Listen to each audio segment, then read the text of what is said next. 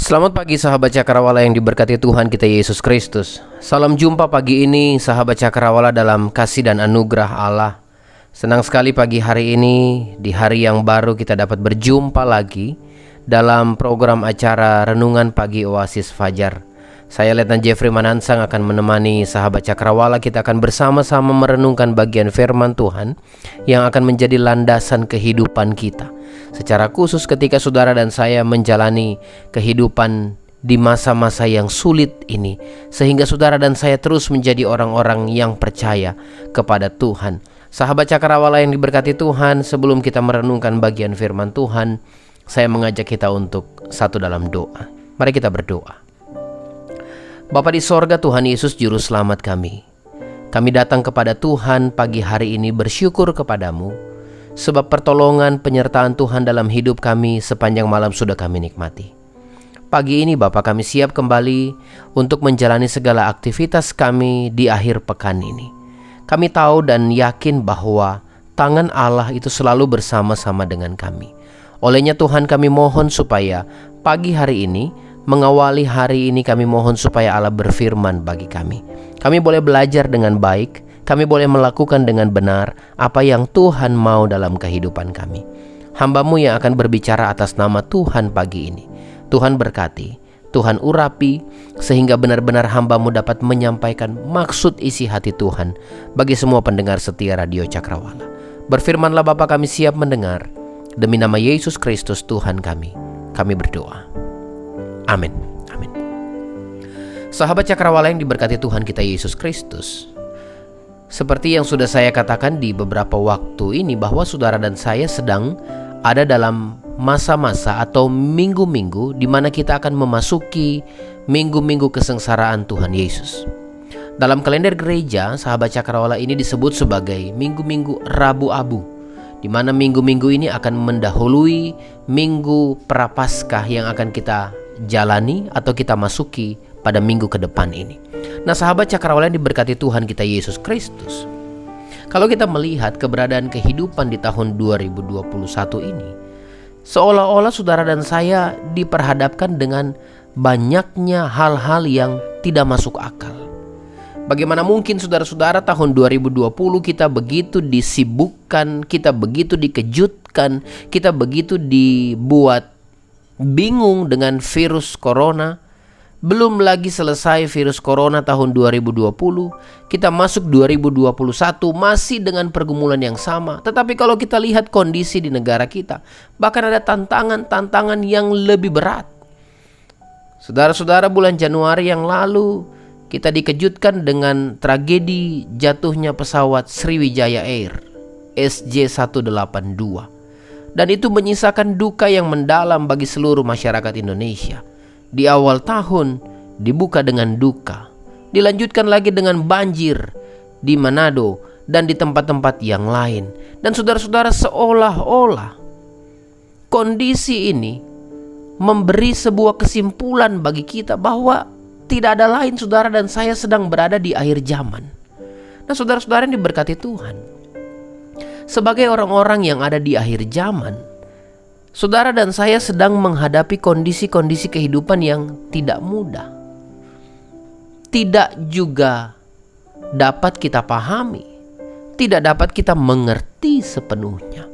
Tetapi dengan alasan apapun itu, saudara dan saya pasti sepakat bahwa ini kondisi yang menyatakan bahwa Tuhan Yesus sudah mau datang lagi. Kita sedang berada di akhir zaman ini. Olehnya sahabat Cakrawala, di minggu-minggu perenungan mengenai kesengsaraan Tuhan Yesus ini, saya tidak ingin hanya memfokuskan supaya kita ingat saja karya salib, supaya kita hanya lihat saja salib yang menebus, tetapi kemudian salib itu tidak menjadi bernilai dalam kehidupan kita. Saya ingin supaya kita benar-benar belajar bahwa sesungguhnya salib itu harusnya menjadikan saudara dan saya orang-orang yang benar yang ada di akhir zaman ini. Itu sebabnya pagi ini renungan saya beri judul Orang Benar di Akhir Zaman. Saudara-saudara, mari kita membuka pembacaan firman Tuhan dalam kitab Yudas pasalnya yang pertama, ayatnya yang ke-17 sampai ayatnya yang ke-23. Kitab Yudas pasalnya yang pertama ayat 17 sampai ayat yang ke-23. Sahabat Cakrawala yang memiliki Alkitab, saudara juga bisa mengikutinya di sana. Saya akan baca sampai ayatnya yang ke-20 saja, sebab nanti ayat-ayat berikutnya akan kita bahas besok hari dalam kelanjutan khotbah ini. Yudas pasalnya yang pertama ayat 17 sampai ayatnya yang ke-20 di bawah perikop nasihat-nasihat untuk meneguhkan iman. Demikian firman Tuhan. Tetapi kamu, saudara-saudaraku yang kekasih, ingatlah akan apa yang dahulu telah dikatakan kepada kamu oleh rasul-rasul Tuhan kita Yesus Kristus. Sebab mereka telah mengatakan kepada kamu, menjelang akhir zaman akan tampil pengejek-pengejek yang akan hidup menuruti hawa nafsu kefasikan mereka. Mereka adalah pemecah belah yang dikuasai hanya oleh keinginan-keinginan dunia ini dan yang hidup tanpa Roh Kudus. Akan tetapi kamu, saudara-saudaraku yang kekasih, bangunlah dirimu sendiri di atas dasar imanmu yang paling suci, dan berdoalah dalam Roh Kudus. Demikian jauh pembacaan firman Tuhan bagi kita sekalian pagi ini. Nah, sahabat Cakrawala yang diberkati Tuhan kita Yesus Kristus, waktu kita membaca kitab Yudas ini, maka ada satu konteks yang penting yang saudara dan saya harus perhatikan. Bahwa kitab Yudas ini menyinggung satu kata atau kalimat yang sebenarnya merupakan esensi dari apa yang sedang saudara dan saya hadapi di hari-hari ini. Dia kasih satu istilah akhir zaman, menjelang akhir zaman. Nah, sahabat Cakrawala yang diberkati Tuhan kita Yesus Kristus, tadi di awal saya sudah mengatakan bahwa minggu-minggu ini saudara dan saya sedang ada dalam minggu-minggu perenungan untuk memperingati kesengsaraan Tuhan kita Yesus Kristus. Tetapi saudara-saudara, kebanyakan kita mendapati kehidupan ini berjalan. Banyak orang suka dengan salib itu, tetapi kemudian salib itu tidak berpengaruh dalam hidupnya. Bukankah banyak orang Kristen pakai anting-anting salib, kalung salib, bahkan ditato salib besar-besar, tetapi akhirnya salib itu tidak mampu membawa dia untuk menjadi hidup benar. Sehingga di akhir zaman seperti ini, aksesoris salib semakin bertambah, tetapi bukankah orang-orang benar tidak bertambah atau kurang bertambah? Itu sebabnya pagi ini ide utama yang ingin saya diskusikan bagi kita, bahwa orang benar, saudara dan saya yang sudah ditebus oleh Kristus, saudara dan saya harus menghidupi standar-standar kebenaran. Kita harus menghidupi standar-standar kebenaran, sebab kita sedang ada dalam kondisi akhir zaman. Kita tidak bisa tahu, saudara-saudara, kapan kita mati, kapan kita dipanggil Tuhan. Banyak fakta, saudara-saudara, orang-orang mati di dunia ini kena virus dan macam-macam sebagainya. Ada yang pesawat jatuh tadi di awal saya bilang. Tetapi standar kebenaran yang kita hidupi itu bukan berbicara mengenai jaminan kita mati, bukan. Tetapi kalau kita menghidupi kebenaran, ini akan memberi kita jaminan bagaimana kita akan hidup setelah kematian.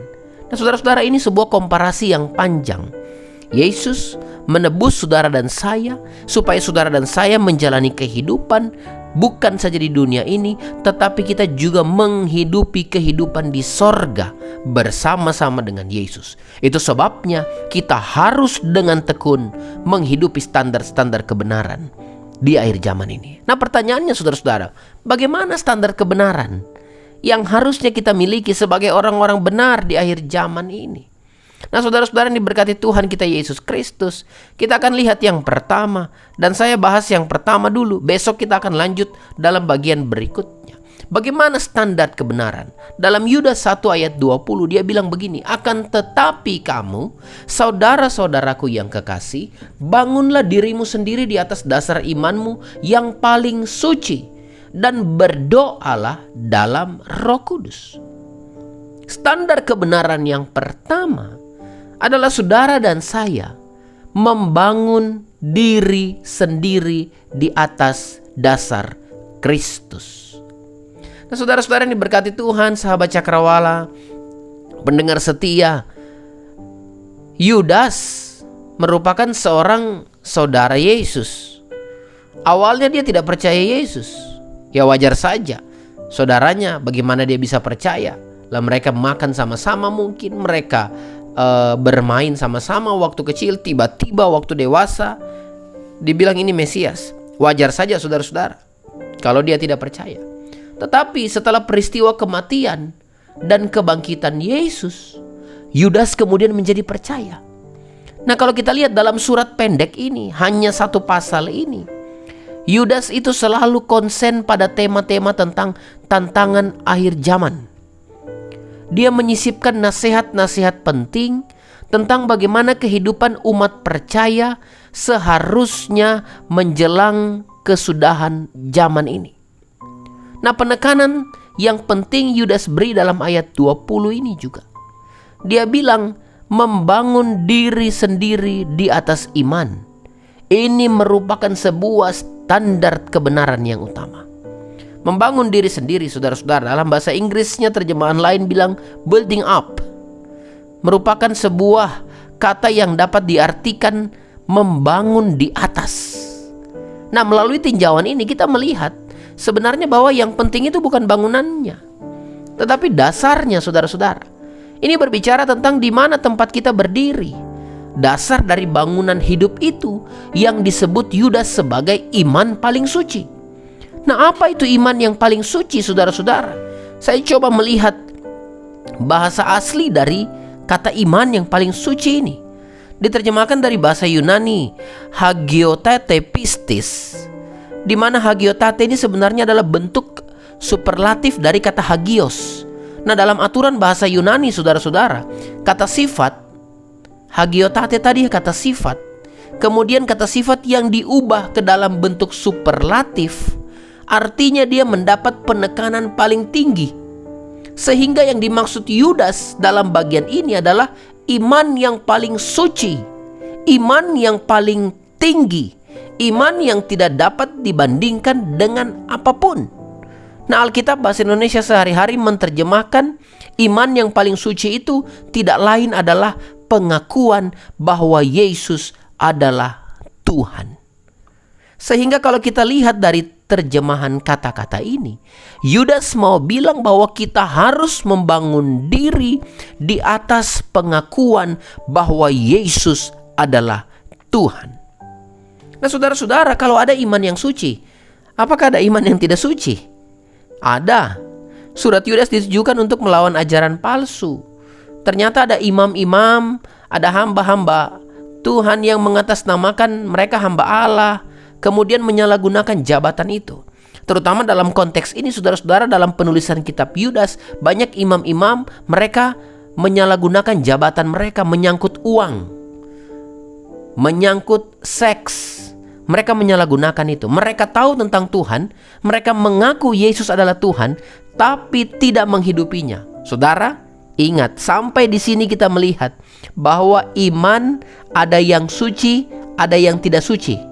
Yang tidak suci itu mereka tahu tentang Tuhan, mereka mengaku Yesus adalah Tuhan, tapi tidak menghidupinya.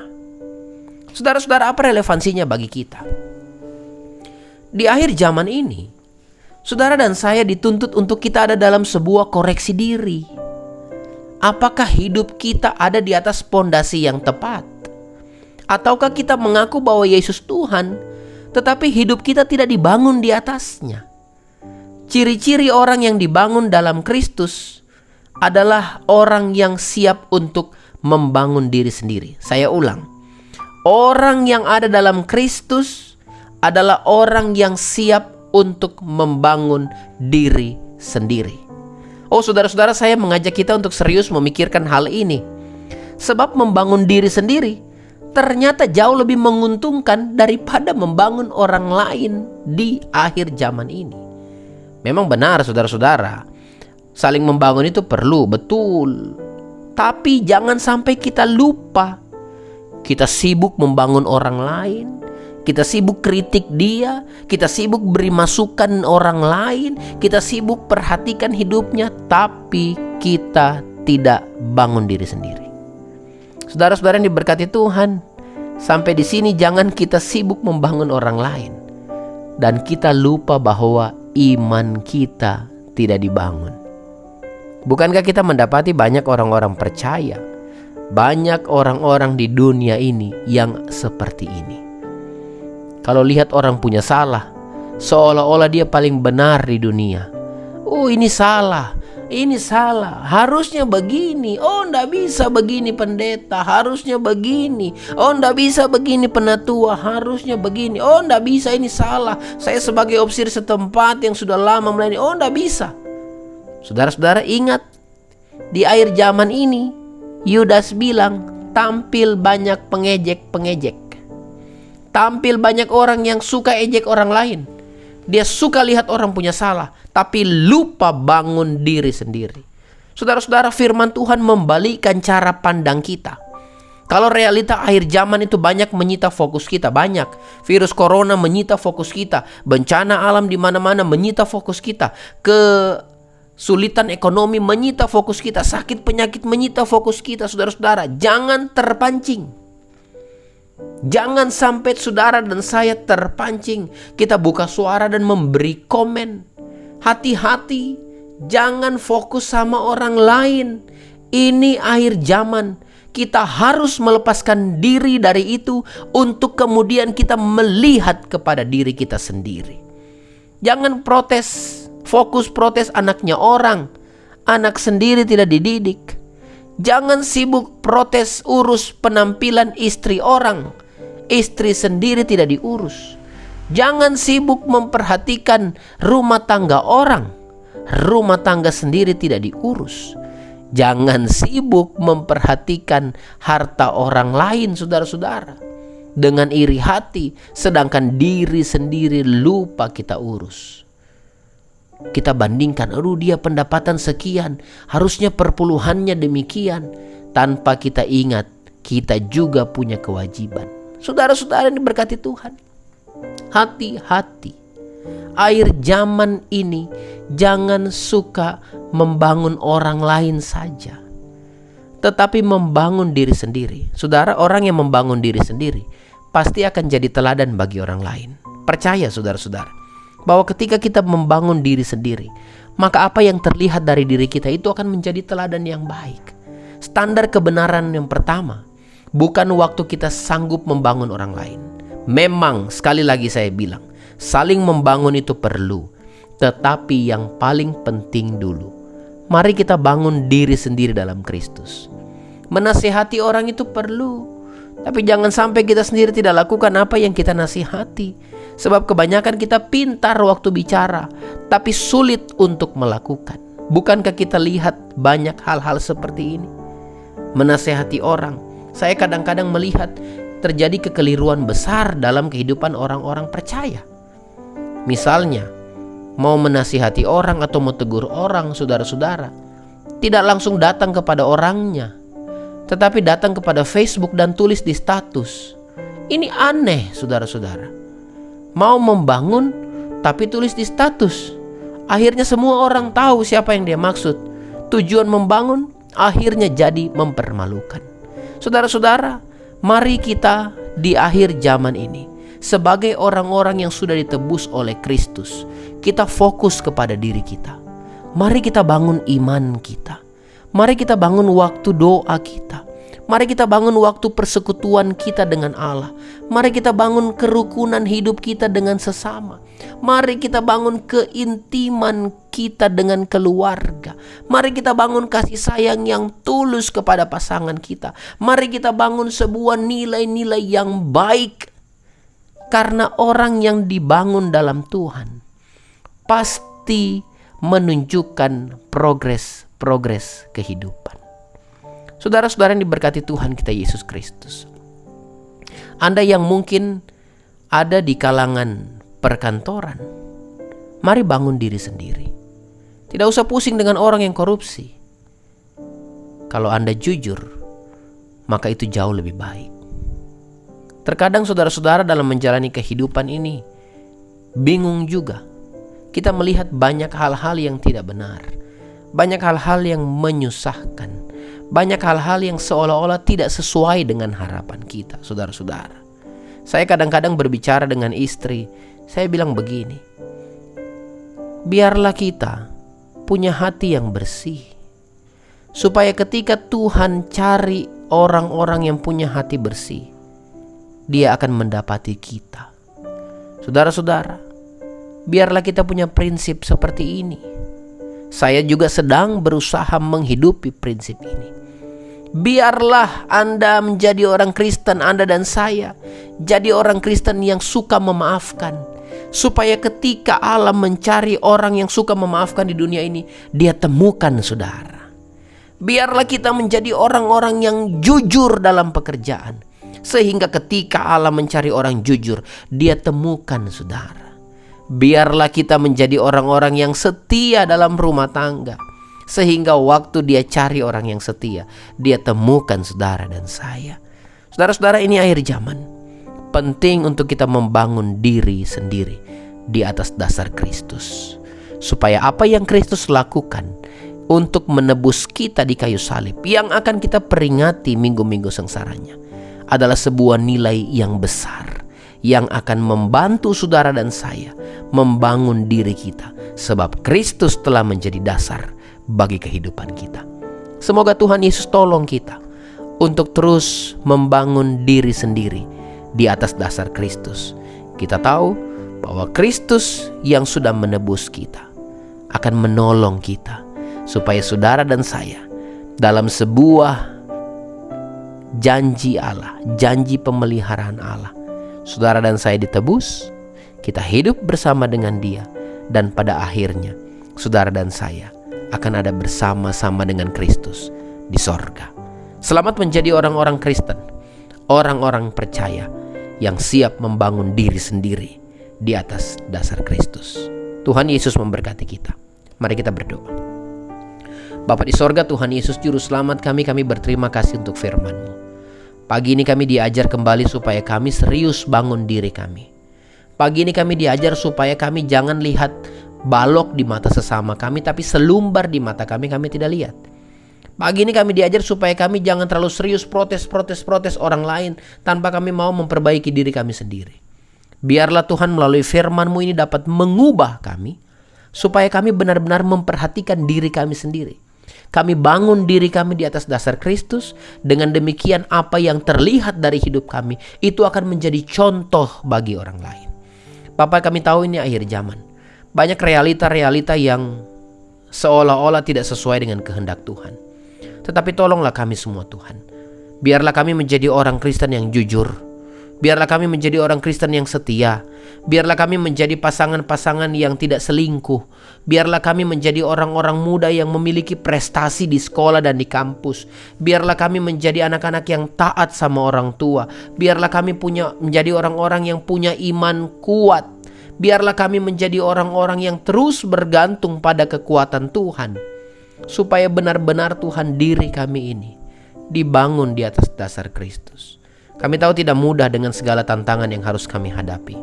Namun kami juga tahu, yakin dan percaya, tangan Allah yang kuat itu senantiasa menyertai umat-umat-Mu di akhir zaman ini. Hamba berhenti berbicara, namun Roh-Mu akan terus bantu kami untuk memahami dan melakukan firman-Mu ini. Pagi ini hamba berdoa bagi semua pendengar setia Radio Cakrawala, di mana saja berada Tuhan, yang dapat menangkap siaran kami, baik mereka yang mendengar lewat siaran radio kami di gelombang ini, maupun mereka yang mendengarkan melalui streaming, mereka yang mendengarkan melalui YouTube kami. Hamba berdoa pagi ini dalam nama Tuhan Yesus, biarlah kami semua terus berjalan dalam kehendak Tuhan. Beri sehat dan kuat bagi kami, Bapa. Jika ada di antara sahabat Cakrawala sedang dalam kelemahan tubuh, Tuhan tolong pulihkan. Kalau ada di antara mereka sedang dalam pergumulan rumah tangga, Tuhan tolong pulihkan. Kalau ada di antara mereka sedang dalam pergumulan ekonomi, Tuhan tolong cukupkan. Sehingga benar-benar Tuhan, kami merasa bahwa Allah kami tidak pernah tinggalkan kami. Hamba juga berdoa bagi semua kegiatan-kegiatan penyiaran yang akan berlangsung di radio ini pagi ini. Hamba berdoa dalam nama Tuhan Yesus, Tuhan berkati semua program-program acara, para penyiar yang akan melakukan siaran. Tuhan berkati sehingga siaran-siaran kami Tuhan dapat menjadi berkat, menjadi sukacita untuk semua pendengar. Alat-alat yang kami gunakan mulai dari studio sampai kepada pemancar, Tuhan memberkati. Kami juga terus berdoa bagi radio ini Tuhan. Dalam segala program-program ke depan yang kami rencanakan, kami tahu bahwa Engkau yang punya radio ini, maka Engkau juga yang akan tanggung jawab untuk radio ini. Terima kasih Tuhan Yesus. Kami terus mau serahkan kehidupan kami ke dalam tangan Tuhan. Biarlah Allah akan terus tolong kami. Kami berdoa terus bagi mereka, pendengar setia mungkin atau saudara-saudara yang terpapar virus corona. Dalam perawatan mungkin Bapa, kami berdoa biarlah Allah yang besar itu membuktikan kuasa-Mu. Para tenaga kesehatan, dokter dan juga perawat juga diberkati Tuhan. Kami tahu mereka harus berupaya lebih keras dalam menangani virus ini. Tetapi Tuhan Yesus, kekuatan daripada-Mu lah yang akan Engkau berikan bagi mereka. Terima kasih Tuhan Yesus. Ini doa kami demi nama Yesus Kristus Tuhan kami, Juru Selamat kami, yang sudah menebus kami dan yang akan terus menolong kami, serta yang di atas pengorbanan-Mu kami akan membangun diri kami. Kami berdoa. Amin. Amin. Baik sahabat Cakrawala, terima kasih pagi ini Anda sudah bersama-sama dengan kami. Kita akan jumpa lagi besok dalam program acara yang sama, Renungan Oasis Fajar. Selamat beraktivitas sahabat Cakrawala, selamat menjalani semua kegiatan kita, menjalani weekend hari ini. Biarlah sepanjang hari ini kita dipenuhi dengan sukacita Allah, dipenuhi dengan kekuatan Allah. Dari Maluku nomor 20, Jalan Maluku nomor 20, saya Letnan Jeffrey yang bertugas, pamit undur diri. Selamat pagi, selamat beraktivitas kembali. Tuhan Yesus memberkati.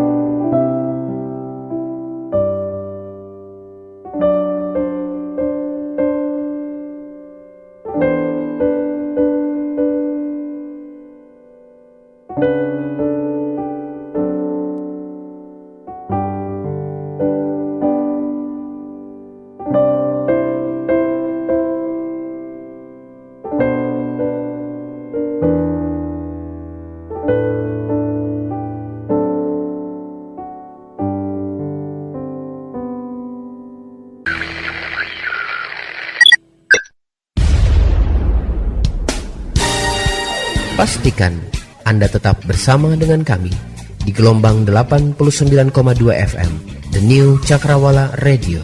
God bless us.